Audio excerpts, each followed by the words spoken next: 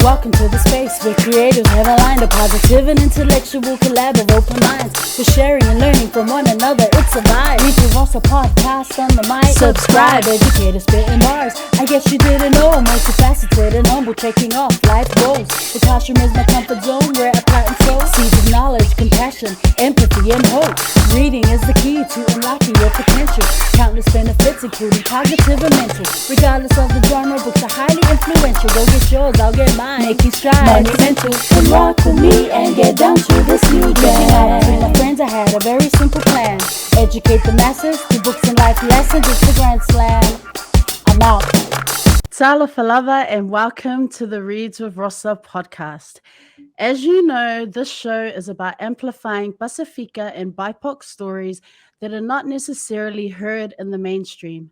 I like to champion folks who are smashing it in their respective fields and are impacting the lives of others through their work.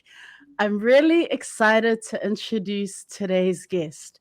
She is super busy, and I'm so very grateful that she has made time for our talanoa. She has been serving in the United States Air Force for many years, and today she is here to share some wisdom and a bit of her story. Joining us from Germany, welcome to the show, Mabel Hudspeth. Welcome, sirs. How are you? Well, now you just made me more nervous. Oh, stop it. I'm doing all these things when I just kind of hang out and do my job. How's the weather where you are right now? Is it spring yet? It's technically it is. It snowed here 2 days ago. It snowed on Wednesday, and then it was like 15 degrees in the afternoon. So yeah, the weather's been crazy here right now. But it's finally spring. It's nice because during winter we only get about 8 hours of sunlight, and it's pretty miserable. You go to work, it's dark. You come out of work, it's still dark. I'm in a building with no windows, so I'm in the darkness all day. Oh man. Yeah, I've never been to Germany, but it's on my bucket list. I was actually meant to go in 2019, but instead I went to Samoa because we had sulfites. So it was just like, okay, I'm gonna park that there on my bucket list. So one day, I'm just gonna throw it in there. Amelia and I will come and see you, hopefully before you leave. Yep, I'll be here. So I guess before we begin, if I'd like to give guests the opportunity just to kind of like do a brief intro or just shout out their villages or their communities. Yeah. Oloingo Mabel, Ola mai loko pai polu, and that's really about it. Like I was born and raised in Samoa. I speak Samoan. Everybody is always surprised by that because obviously this face does not look Samoan. And yeah, I've been away I joined the military in 1997. So it's been a long time. I go back occasionally. But yeah, like I said, it'll always be home. So, for all the fam out there, if you're from Lotupa or surrounding neighborhood, there's probably your cousin on the show today. Tell all your aunties and uncles to check out the interview on the podcast today with Mabel. Thank you for that. So growing up in Samoa, you did part of your schooling in New Zealand or most of your schooling in Samoa and then you moved to New Zealand? What was the... Yeah, I started school in Samoa, and then we moved to Australia in 86, 87. So I was in school there for a couple of years. Then we moved back to Samoa. And then the last 2 years of high school, I went to St. Mary's in Ponsonby. And that's where I met Amelia and a bunch of other people. Shout out to all the St. Mary's folks who know Mabel on here, all the sisters. Tune in. Were you a reader when you were at school? I know that you studied sciences later, like, for university, but were you a reader? Growing up in Samoa where there's nothing to do, we didn't have a TV.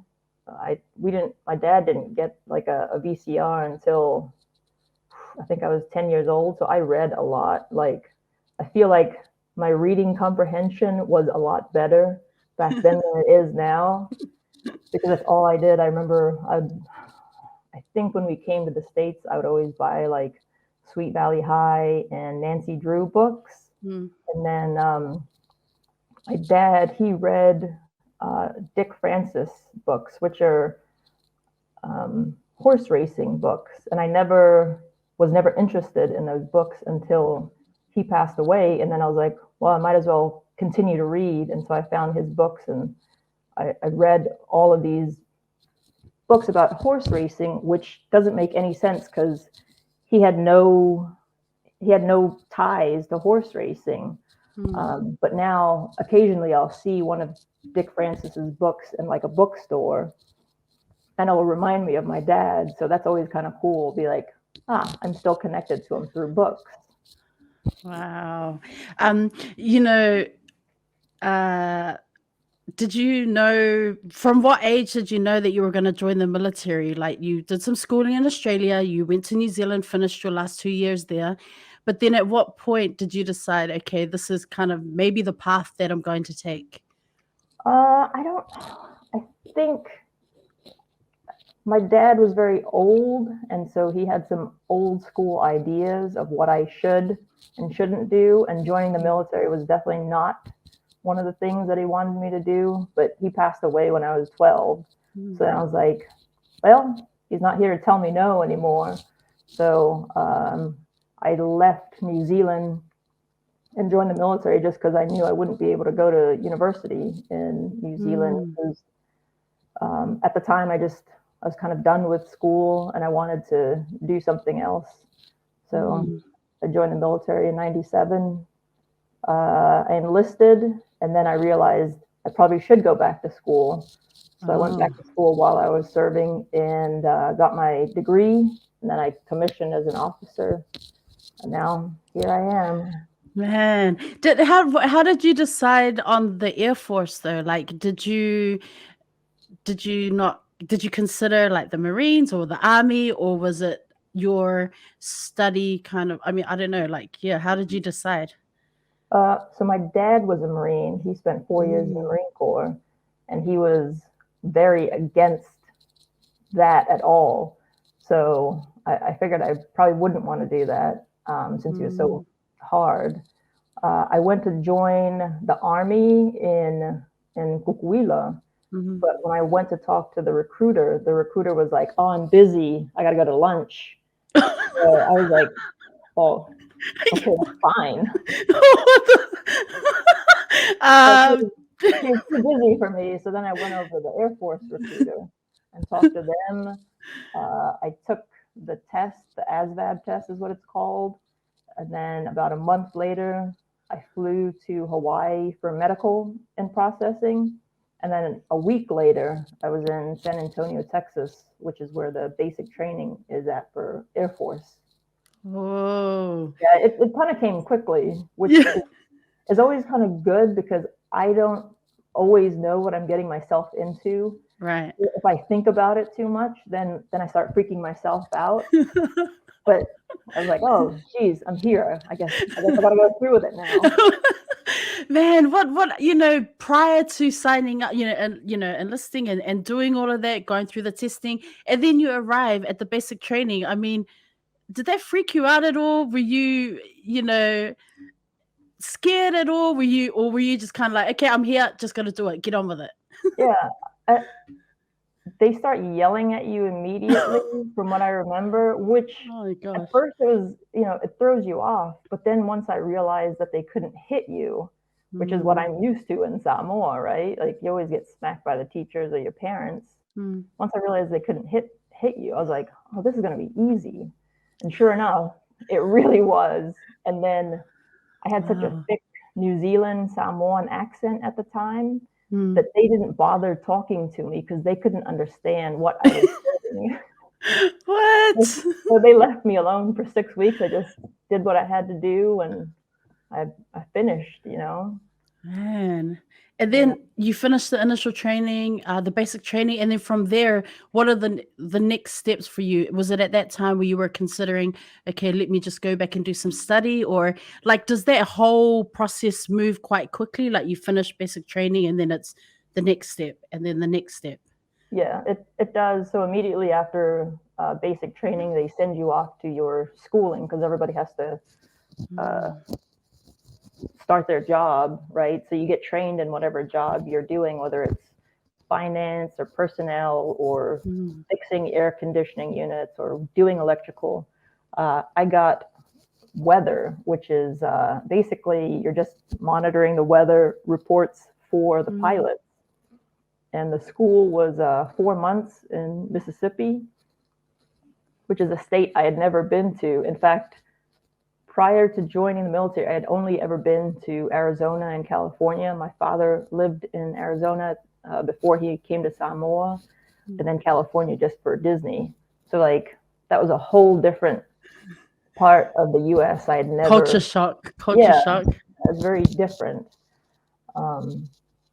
So I went to Mississippi for 4 months for school there, and then they sent me to Guam for my first duty station. And I was like, I joined the military to get off an island. And you're back. Sent me right back to an island. Oh man. In a way, it was kind of nice because I kind of eased into it that way. Like I was used to the heat and humidity. Guam is exactly the same as Samoa as far as weather. You get cyclones, typhoons in Guam. People are super friendly, they're family oriented. About 2 months into my living in Guam, I was going to work and this guy gets out of a truck and his shirt gets caught and it pulls his shirt up and he's got a pi'a. And I was like, what is that tattoo you have? And he goes, oh, it's my culture. And I go, oh, I'm not milk culture.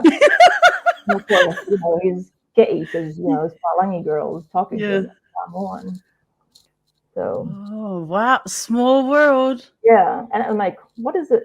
How does this person end up in Guam? But if it's the same temperature, like I'm always surprised at where Samoans end up. Like, we are everywhere, and that's the thing is like we're so small that if we find someone else, we always kind of latch onto them and become friends with them quickly.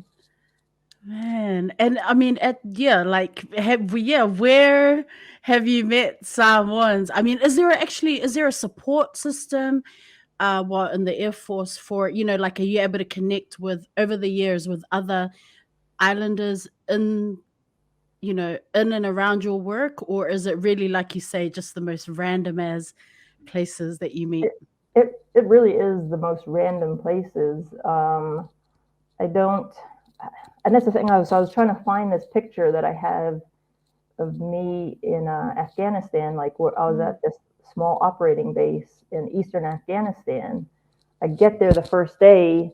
I'm on the roof of a building, and I look down, and there's this dark person, and I'm like, he is Fijian. Like I know 100% this person is Fijian. So I yell out Pula Vinaka, and he looks up at me and he goes, "How did you know?" And so he runs up the stairs. He's like, he's a Fijian contractor working security for this small base, and he was like, oh, wait, let me go get somebody. He goes and grabs the Samoan that he's become friends with. And so like there's a picture of me, a Fijian, and a Samoan out in the middle of, nowhere eastern Afghanistan. Wow. One of my deployments, I went to Kabul, but I had to transit another location. And I get off the plane, this girl starts briefing, and I look at her last name, it's Fasavalu. And I'm like, are you Samoan? She goes, yes. And I'm like, man, that is so cool. She's stationed here now. So I met her, was it 2014? We hung out for 2 days while I was waiting to move on. And then she messaged me and said she was coming here. And now, we'll hang out every month or so. That's so cool. Yeah. when I was stationed in Japan at Yokota. One of the days I get on the plane, and one of our maintenance guys, his last name is Alessana, and I look at him and I'm like, "Are you Samoan?" Yeah. And I'm like, "It's the next subway." So Man. yeah, and that's also like I can spot an islander just by their mannerisms, Right. like fafaku, like we fafaku our hair one way, we don't try and make it all fancy. It's just twirl it Just again. Yeah.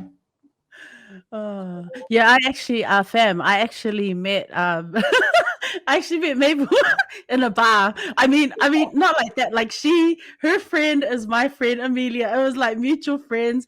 Amelia was at dinner with Mabel and her partner, and then I joined them later. And then I was just like, man, small world. When I found out that you were Samoan, I was like, wee. And I think I remember you saying, like, when I spoke Samoan to you, you were like, "Este lelo pa Samoa," and of course, like, what do you expect? I was born and raised there. I should be able to speak That Samoan. was buzzy, man. I was like, hey, what? Yeah. So yeah, those are some really cool stories that you've shared. You know, are there more female? You've been in the Air Force for quite a while. Have you noticed that there are more females now than when you joined around where you work? Obviously, you cannot predict for the whole of the Air Force, but in terms of your interactions and the spaces that you work in. Not really. I think the percentages has always been about 10%, 10 to Mm, 15% females in the military, and I don't think like it's just not a gentle job, I guess. mm, I don't know how else to put it. Like you're, yeah, it's tough, but and I don't mean that in a way like, oh, it's been so difficult for me. Like it hasn't been difficult for me because I feel like I was raised differently. Like you're not in Samoa, you're not raised to be like a gentle flower. You're always mm. supposed to be like this tough person. And I think I only realized that recently when I was talking with somebody and they were like, oh, I thought about it and I was like, we don't have bullies in Samoa. There's no such thing as a bully in Samoa. If you challenge somebody, you're asking for a fight. Like it's not one-sided where like somebody is poking Mm. you and then you like shy away from them. Somebody poking you, you poke them right back. Like, That's just the right way it is. there. Yeah. Yeah. Man, what do you wish that civilians understood about military life? There are a lot of misconceptions that people have, but from your experiences, what's one thing that you wish that civilians just understood? I wish that they understood that like this isn't all like super cool, super interesting, top secret stuff. Like we're not planning the next big strategic special operations type of thing. Like there are some long, boring days. Yeah, like it's just another job, and there are some days where things get really interesting, and then some days where you're like, I have to do this again, you know. So it's yeah. Whenever I go back to Samoa, I'll be talking to somebody and they'll mention somebody else who's in the military and they'll be like, oh yeah, I heard he was like the president's special sniper. Nobody is the president's special sniper, like we don't hang out with the president. We don't ever get near the president. We're just doing our jobs. So you mentioned you've been to Afghanistan, deployed there. Where else has your job taken you? Oh, Guam, Japan, now Um, Germany. for work, I think trying to think. I mean, when I was stationed in Japan, we'd always go to Thailand. We'd go to Mm, Okinawa. We've been to the Philippines. Where else? Uh, Early on, I went to El Salvador, which that was ooh. kind of a very new experience for me, because growing up, it was always Samoa, New Zealand, Australia, the US, and then going to El Salvador, which is completely different because the banks, they had guards there with shotguns standing outside. And I was like, what? Like, why do you have to protect your banks like that? So that was my first kind of exposure to a very different culture.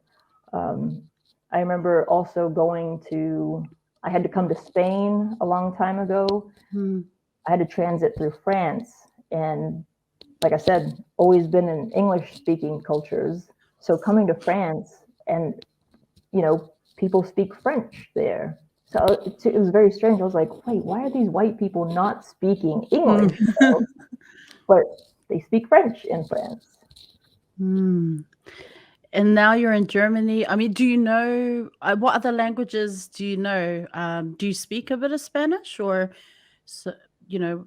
No, I don't speak any Spanish. I speak, or not I speak, but I've tried to learn German since I've gotten here, because it is very similar to English. English is a Germanic language. And the reason for that is because when I lived in Japan, I didn't learn Japanese. And so, the regret is that I lived in Japan for 4 years and I never learned how to speak Japanese. So I'm going to learn German, or what I can while I'm here. And it is always funny because, like, if a German asks me if I speak German, I'll be like, I can speak a little bit of German, but it's very bad. Like, I'll say this long German sentence, and they're just like, well, why don't you just learn German instead of learning how to say I speak it badly? I was wondering about flying in the Air Force. Have you done any of that, or is your work more around the logistics and that side of the Air Force? Like, Oh, so I've always wanted to fly. So when I was applying to go to officer school, I was trying to pick between pilot, navigator, and there's a career field called air battle manager. So I put down all three of those because of the flying jobs. I didn't get selected for pilot training, and I will blame my Samoan upbringing, because I failed miserably at the hand-eye coordination test. I didn't have any games to play in Samoa. Let your kids play video games because it really helps. But I got selected for navigator school, and so I went and became a navigator. I'm a navigator on a C-130 aircraft. It's about a medium-sized aircraft, and all we do is take people and supplies to small locations. I was wondering about, you've mentioned meeting islanders or seeing other Samoans on, in and around the job. And so, we always say, Samoans leave home and take their culture with them. So I was wondering, like, what are some values that you really hold strong to from your upbringing or from elders in your own family that you just, that is with you in everything that you do, wherever you go, no matter which part of the world or wherever your job takes you? It's always been the respect for your elders, which has not always been a good thing, because being raised in Samoa, respect your elders, never challenge them, never question what they tell you. But it leaves this step of learning critical thinking, which is really necessary outside of Samoa to challenge why things are the way they are, and not just accept them at face value. But whenever I go back to Samoa, I am very respectful of the elders, and whatever they say goes.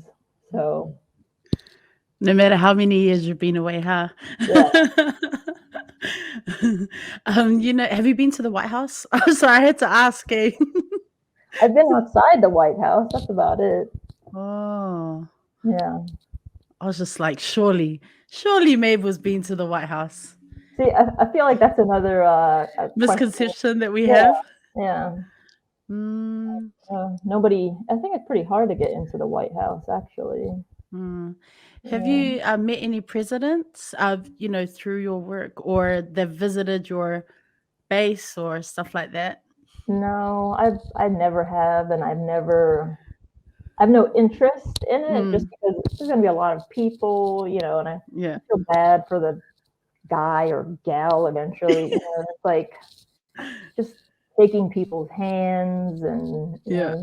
smiling through it when they probably don't want to be there. It's just a job for them as well. Who are some people that have impacted your life, like in terms of mentors or just role models, whether on the job or outside of the job? Uh, so I think honestly, it's been my dad. He traveled like he just traveled to some obscure locations. Like I don't know how this American ended up in Samoa. I had to ask his daughter, my sister, like Mm, why did he come to Samoa? And she was explaining to me that he had friends in Australia at the time. I think the plane had to stop and get gas in Samoa. I think, and so like he was just this old man traveling around on his own. Somehow ended up with me, mm, and so I have a lot of interest in traveling because of him. I remember he always wanted to go to Mongolia. He never made it to Mongolia. So when I went to Mongolia, like that was kind of special for me because it was something that mm. he'd always wanted to do and never made it. Oh, what are your top? I know you've done a lot of travel. That's actually where we're going. This is where the interview's heading. Like I was wondering, in terms of travel, what are your like top three? I don't even know if you can have a top three, but just some of the best, the memorable places that you've traveled to. Actually, it's been in Asia. So it was Mongolia was Mm, one of them. Um, I went to Malaysia, and then my top is actually Myanmar. I went there mm. for a week by myself before the military Yeah, took over the government again. I was going to ask you, what was that like? It was the best trip I've ever taken. I went Mm, during their water festival, and so the second day, like they and they're very nice about it. Like when I was walking to the city center, these kids would run up to me with like water bottles and like hold it up to me, like, is it okay, type of thing, to pour it on you, and I would nod my head, and then they'd like pour water oh, on me. But like in their city center, they had all these stands with like these big water cannons. So the cars would drive through the water cannons, and that was their water festival. But I wow. was watching people at the beginning of where they entered. The trucks would like pick up people who wanted to get on the back of the truck. So I went and stood there, and then like these two Dutch girls showed up, like these three Balangi looking people standing up. And then this pickup truck comes, and the family in the back like waves us on. So we get in the back of this pickup truck, go through the water cannons, and then like this family, they don't speak English. None of us speak Myanmar.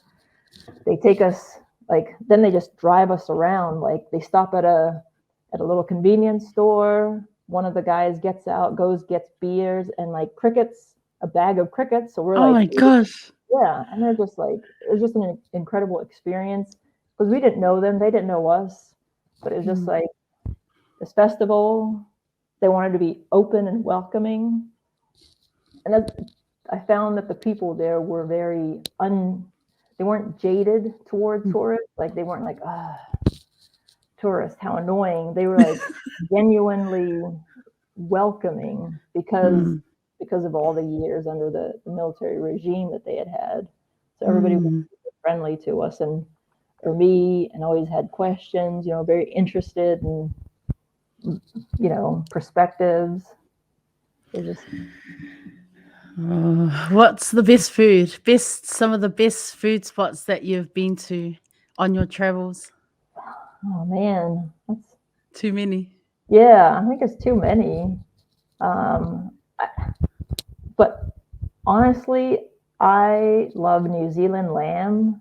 So it's always like I I went to Iceland, and the one of the guides there, he had actually gone to New Zealand for about a year on one of those visas, and he was like, "I think Icelandic lamb is better than New Zealand lamb." And I was like, "Oh, how dare you!"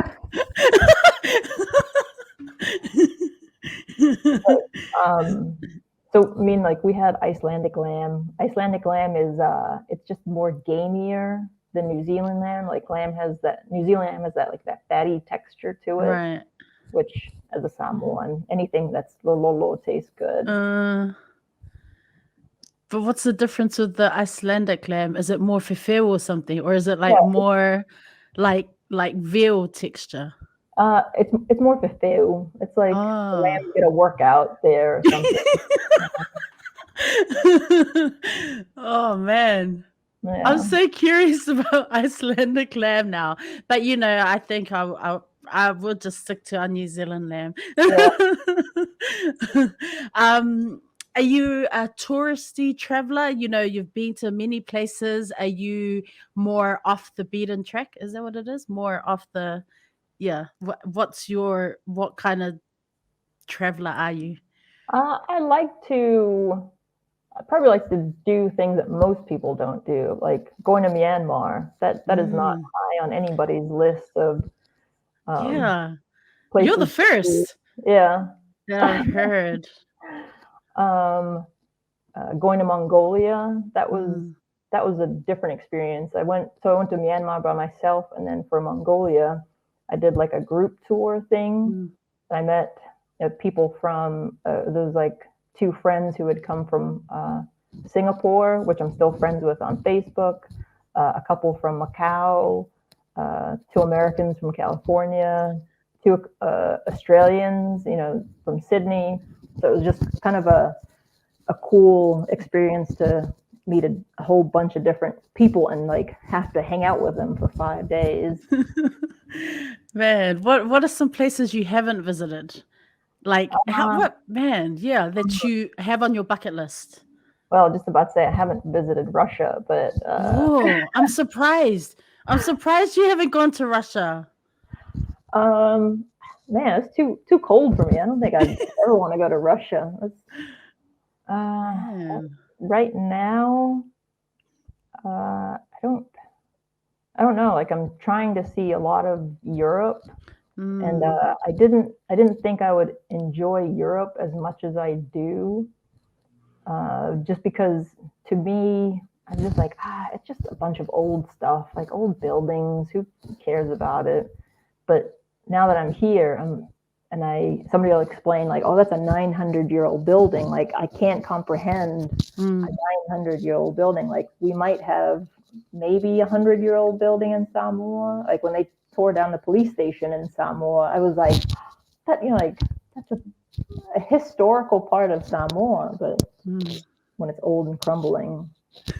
But here, like they build things to last. Mm. So, but I don't have any place that I really, really have to go to. I mean, South America. I haven't been to Mm. anywhere in South America.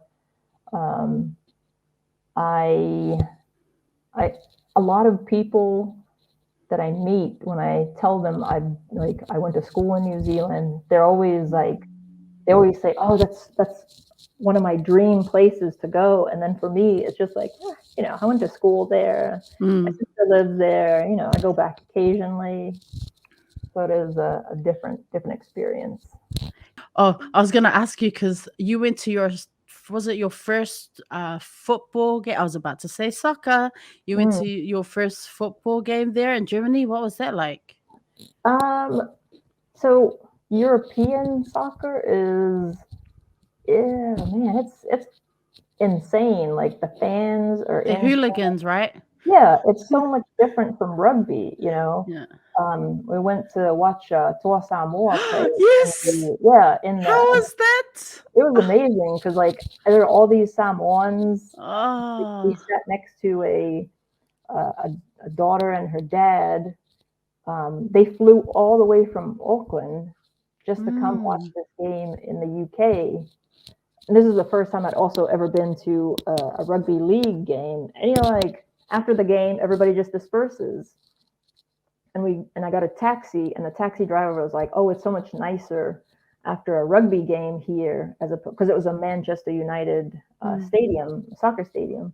Like it's so much more calm and peaceful after a rugby game here, as opposed to like a soccer game where they just end up fighting at the end. And just like, why? Like, Crazy. guys. Yeah. So the soccer game that I went to here, like they section off part of the stadium for the opposing team fans, and they like there's a lot of space between them and the local team fans because I guess they throw stuff at each other. What? You know, I'm like, I don't understand soccer fans. You know, enjoy the game and then go home afterwards. You were fearing for your life, weren't you? As Yeah, you guys were sitting there, you were like, man, we got to go. yeah. At least our team Oh. won, so that way it's not doesn't end up as quite a big brawl. What have you done in Germany? What are some places that have you been to Austria? No, haven't been to What's no? Austria. Yeah. Have you been able to see some places around Germany, or do some things there, or is it more uh, visiting other parts of Europe? So I live Frankfurt, which is just west of Frankfurt, which is in Western Germany. So it's very easy to get to Paris from here. It's about a 2.5 hour train ride. So Paris is really nice. Met a Samoan person there. Not met. She was somebody that I went to school in Samoa with, and now she lives part-time in Paris. So wow, random, right? I haven't seen her.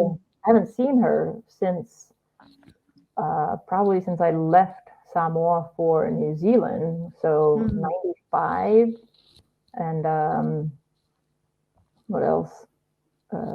Places. Auschwitz, Poland, where they had a Holocaust camp, which that is very depressing to go somewhere where hundreds of thousands of people were murdered. What I'm trying to think of. This whole area is very convenient for travel. Luxembourg is 2 hours away. Belgium, to the border of Belgium, is like 2 hours away.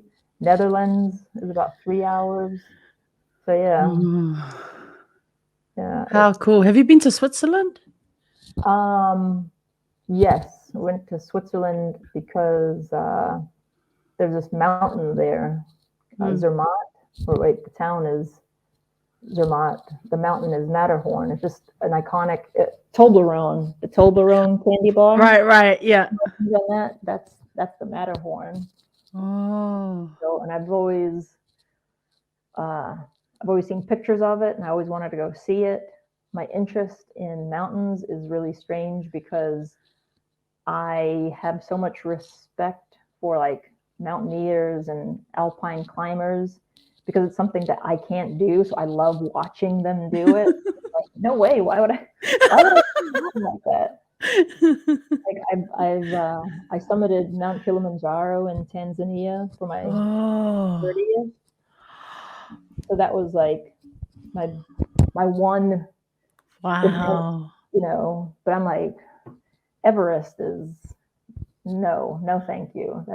I love watching people make it to the top of Everest, but I'd never want to participate in that. That just is grueling.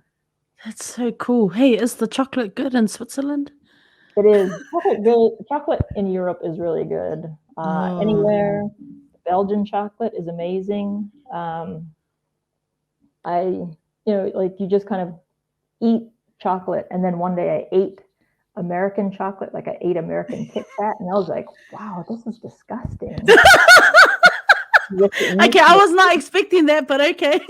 Yeah, like, and it's also different. Like the Kit Kat in Japan is so much better than the Kit Kats in America, and they also just don't have the different flavors like they do in Japan. Like that's such a novelty. Yeah. Yeah, yesterday I just discovered there's a banana caramel Kit Kat. Oh wow! And then I did a Google search. I was like, is this new? But it was like released in 2019, but I'd never seen it. It was like it's like random as sold in some places. And then we had parent teacher interviews in the gym yesterday, and one of my colleagues came and put it on my desk, and I was like, hey. So I was like, man, is this new? And I was like, no, apparently it's been around, but it's just randomly popped up at the local supermarket. So yeah. Man, did you ever go up Mount Fuji when you were here? I did, but we didn't make it to the top because my friend that I was with, she started getting sick, and I was like, I'm okay. I don't need to summit. I need to get the sunrise. Somebody needs to get down. I will take her down. We don't need to go to the top. But yeah, that's pretty grueling as well. And it looks scary, yeah, it's a 8-hour experience, But even the path that you're walking on, Oka, it's like I can just imagine myself like just holding on for dear life, because the path, even like it just shows how close people are, and then you're just kind of looking over the edge. I was just like, I love Mount Fuji from a distance. I think we'll just keep it at that. Yeah. And there's so many people doing it, like like old Japanese people, and they're like just walking by you. I'm like, I'm having a hard time breathing, man. How are you doing this? Like I remember coming to a standstill as well, because like they're probably like 20 people wide, but we couldn't go anywhere just because it was just like at this bottleneck. And I'm just like, are we ever gonna move? Am I ever going to go anywhere? Yeah, but shout out to everyone who's gone up Mount Fuji, man. Like I know some people, and I'm just like 3-4 times. Like I'm in awe. Yeah, but I'm just like, when I see those videos that people take, the TikToks, and they're just so close off the edge, I'm like, I don't want my family hearing. My family be like, do you know what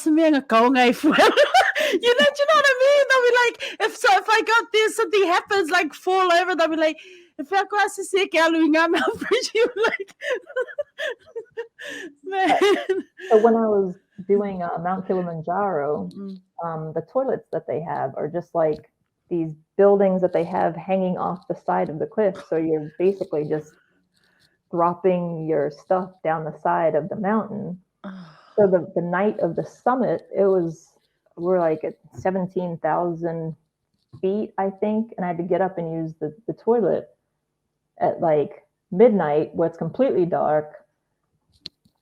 It's a wooden shack, and the wind is obviously like blowing, and I'm like holding on to the walls and just thinking, oh my God, if I die tonight, my mother is going to wonder why was she up here? Like you said, for no good reason. Yeah, at the end of our families will have jokes for days, they'll be like, me alemo. What food do you miss? I mean, I know, when you've been away living abroad for a long time and visiting every now and then, is there one food or something that you really miss from Samoa? I really miss oka. You can't make oka? The fish here in Germany is not so good. So fresh. Yeah, it's about 8-9 hours to the coast from here through France. So and it's not really Germans are more pork people, so they're not interested in getting good quality fish here. But yeah, I rarely ate oka growing up in Samoa, because I was like, that's Samoan food. I'm so palangi. Even like sea, I never ate. Oh, yum! You don't eat seal? I didn't, and then now when I go back, like as soon as you pull out from Paleolo, they'll You're have like, people on the side of the road selling seal, and stop. be like, "Talanoa," and you get out and you like eat it with your little kuan you, and like Oh, just cucumber guts, and it's so good. It's just like a taste of home. oh, that's Yeah, so cool. Yeah, I'm yeah. going to Samoa in May. I can't wait. Oh, nice. I'm like, I can't wait. Like nothing because like in New Zealand, obviously, we eat Samoan food, but there's just something about the smell of home, like being back in the homeland, and the smell of the food there is it's just Yeah, something else. yeah. Ooh. One of the times I was in New Zealand, I was in at the Otara market, and Mm, I bought barusami from one of mm. the, I think it was a Korean store there, Oh but the wow, barusami had mayonnaise in it instead of the fish, bepe. and I was What? so mad. I was like, this is absolutely disgusting. Why would you put mayonnaise? I've never heard of that. Yes. I was like, who did this? Oh, Oh, that's man. funny. Yeah. So what has kept you, like, in terms of longevity in the military, with your work, what has kept you in it for so long? Will you retire soon, or yeah, yeah. I actually really enjoy the challenges. Like, so I basically had about 4 different jobs in the military. I started out working weather, and then I got out I went into the reserves Mm, because I didn't enjoy working weather. Um, I went into the reserves and got a different job while I was going to university to get my degree. And the second job I really enjoyed, which is basically like you work on the airfield and you load the cargo on the planes and you process the mm, passengers. Um, the third and kind of final job was becoming a C-130 navigator, and all of them are just challenging. Like you're mm, learning new things. Like right now, I don't fly anymore. I just plan the flights, like the route of flights now. And in Europe, they have what is called Eurocontrol, which mm, is just the airspace and routing through Europe. And it's not as easy as just like take off, go directly to your destination. Like you have to hit certain points before you mm, get to your destination. But within, like, it's easy flying from like Samoa, New Zealand, like that's a direct shot. There's nothing else in between. But here, you got all these different countries that you have to mm, overfly, and they have their own different rules, and they have certain waypoints that you have to hit if you're going to this airfield. But you can't hit this air waypoint if you're going to this other airfield, or if you're going into this airspace. You mm, can, like, it's it's always, I want to say challenging as in it's hard. It's always challenging that it's fun. It's like a puzzle for me. It's like, mm. oh, okay, well, I can't go here today because they've got this airspace that they're doing military training in. So then I have to go all the way around it, and Mm. it's fun for me. So Wow. yeah, just challenges. Like if you go to work and do the same thing, and there are days where I hit the submit button. It's the same thing. Mm. Yep, goes through. Yep, goes through. And then, the last day of work, Friday, 4:30, I'm trying to get out there, and the airspace is closed. And I'm like, well, here's the challenge that you wanted all week. Now you get to stay late and work your way to the challenge. What are some important life lessons that you've learned from being in the military? Uh, be nice to each other, Mm, really. Like, I've had some really good assignments, and I've had some less than ideal assignments, and it's really just the people that you work mm, with. Like right now, I work with a really good bunch of people who the job could really be miserable if it wasn't for the people that I work with and just their attitudes and just their willingness to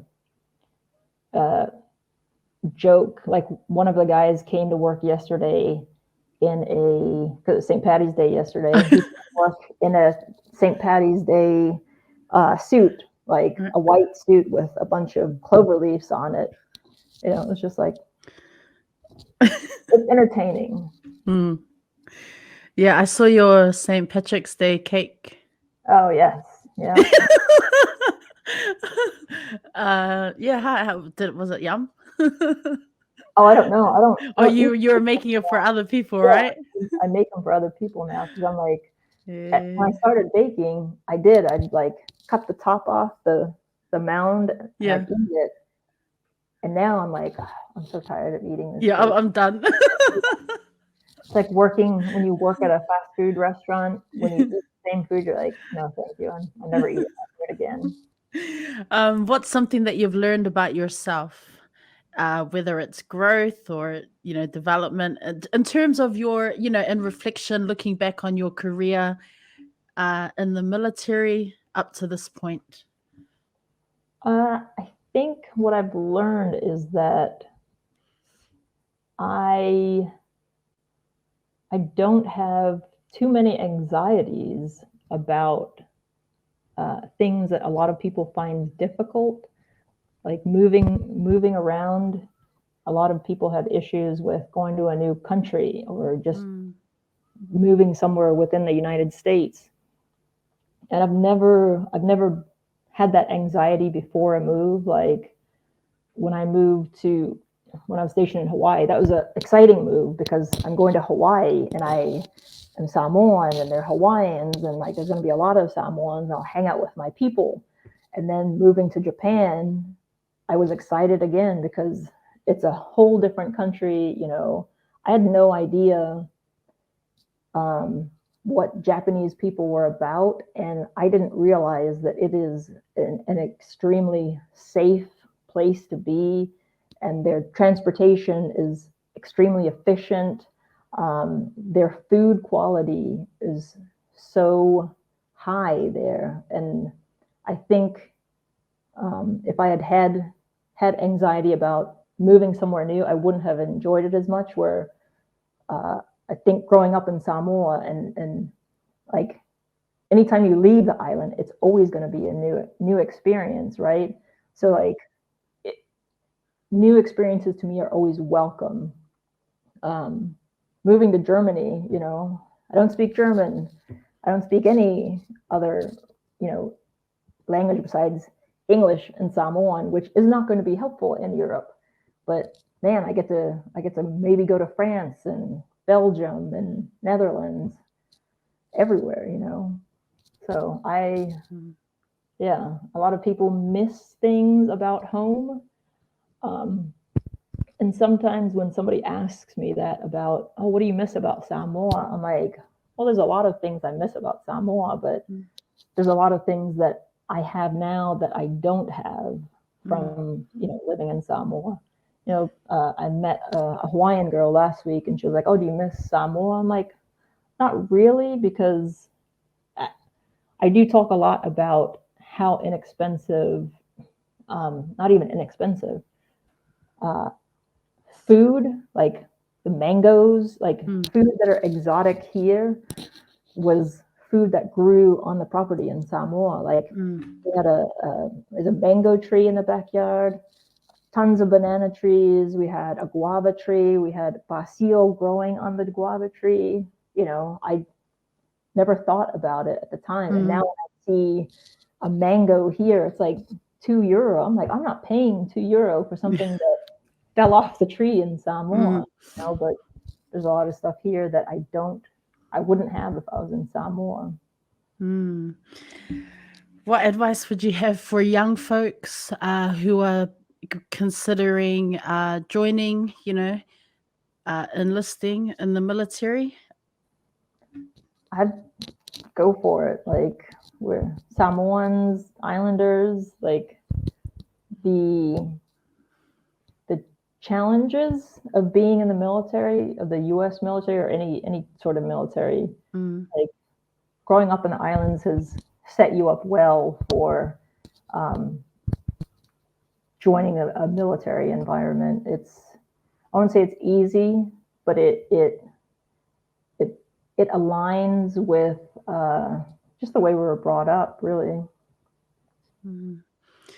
Outside of work, other than travel and baking, what else do you like to do to take care of your, well-being and mental health? Take care of yourself. Actually, I just started doing jiu-jitsu this Oh, year. wow, cool. Yeah, Noel, Yes. that guy, Yeah. that guy with the dog, Shout out to Noel. and his doggy portraits. He's been doing jiu-jitsu for a while, and growing up in Samoa, always watched Jackie Chan movies, like Jean-Claude Van Damme, like all the karate movies. So I've always wanted to do that sort of thing, but I've never been anywhere where I guess I didn't seek it out. So he's been doing it for a long time, and finally this year I was like, okay, I'll do jiu-jitsu. I'll give it a year. I started in January. It's now March. My fingers are all starting to get, bad from jamming them into people. I got bruises on my legs. But to me, it's very, like it fits my Samoan-ness. Because I played rugby when I was stationed in Texas, to kind of be in physical sports. I grew up playing netball, but yeah, like I feel like Samoans wouldn't be afraid of like physical contact in that way. So Tough. yeah, Right? yeah. You're tough. Yeah. Do you have any book recommendations? Oh man, I have so many books. Oh, excellent. I got a list. Oh, one more country I forgot to put on the list is Bhutan. Me and my friend, we actually went to Bhutan from Yokota when I was stationed there. That's pretty easy location to get to. I think we flew to Thailand. It was only like an hour flight from Thailand. But that's another beautiful place. What's that like? What's that country like? So they limit the amount of they make it expensive because they don't want like the touristy backpacker hordes to come in. So they do kind of make it pricey. You have to get shown around by a guide through a tour guide company. But yeah, it's beautiful. People are friendly. Incredible mountains, none of which I would ever want to. I just like looking at them. Man, have you been to what was I gonna say? Have you been? I forgot what I was gonna say. Have you been to Kazakhstan? Like any of those countries, like Uzbekistan? I'm trying to think of all the stands that I've. I think we've landed there once just to drop off some people. I've been to a lot of places, like not even, probably just like step off the airplane, just be like, oh, that's what the airport looks like, and leave. But yeah, I think I went to Kazakhstan once, just to drop off. Been to Pakistan once. Oh wow! Yeah. India? No, I haven't been to India. Yeah. But yeah, drop off some people in Pakistan.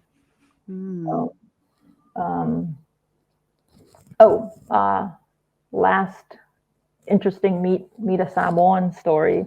So there's a Samoan guy on base. Somebody mentioned him to me, and I was like, oh, call him up. I'll talk to him in Samoan on the phone. So they call, I talk to him in Samoan, and then about a week later, I walk into the store on base, and I see this was in the middle of COVID too, everybody's got their masks on. I've never met him in person. I see a very large, tall, brown person, and I'm like, that is Teve, the guy I talked to last week. So I walk up to him and I go, are you Teve? And he looks at me, he's like, yes. And he was like, and I go, what will me pong kakalangoa ba yasole? How did you know it was me? You just tell Samoan just by the way they walk as well. Yeah. Oh, okay. So cool. Book recommendations. I read this one when I was on one of my deployments. Somebody had left the book. Andre Agassi's. Like I've watched tennis. I played it a little bit when I was at St. Mary's, but I didn't appreciate like how physically taxing the sport actually is until I read his book, because like it's a lot of torque. Like he had a lot of back issues, a lot of knee issues because of like the constant torquing to hit the ball and then like running back and forth on the court. I found that one really interesting. Sapiens, it's Yuval Noah Harari, A History of Humankind. I read that a few years ago. The Sports Gene by David Epstein. I really enjoyed that book because it's basically kind of a book on your genetics, kind of play a huge factor in what you're going to be good at sports-wise. Like try to play towards what your genetics are good at, as opposed to like always fighting it. Like I would like to run a marathon, and I have signed up for about 3 marathons, but I've never made it to the starting line just because I don't do the training. It's hard to run by yourself and kind of zone out for 3 hours. I think the most I've run is like 2.5 hours on a half marathon. That's a long time to put one foot in front of the other. And then my favorite short book is actually Ikigai. I didn't write down who wrote the book. It's more of just finding what you're good at. I know a lot of people struggle with like their sense of purpose in life, but Ikigai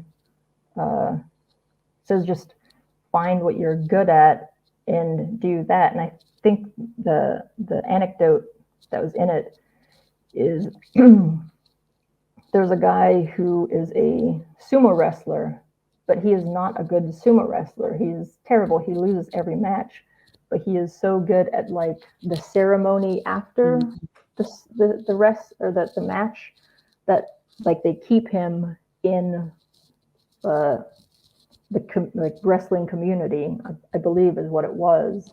And so like that gave him a sense of purpose because he found the thing that he was really good at. I'm gonna look it up after this. Thank you so much for the book recommendations. Before we wrap up the podcast and I give you an opportunity to, wrap it up with some final words of encouragement, I just have to say thank you, sis. Thank you so much for making time for the podcast. I've been following your travels for a while, and I was just really excited for you to come on the show and just share a story that has not been told. And there's so many takeaways from this, and yeah, I just keep being great, and all the best for the rest of 2023. Can you believe it's 2023? Just wishing you well out there in Germany.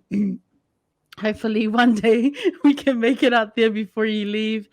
But thank you so much for sharing, parts of you today. Like I really appreciate it. Thank you. Thank you so much. Thank you so much for giving me the opportunity.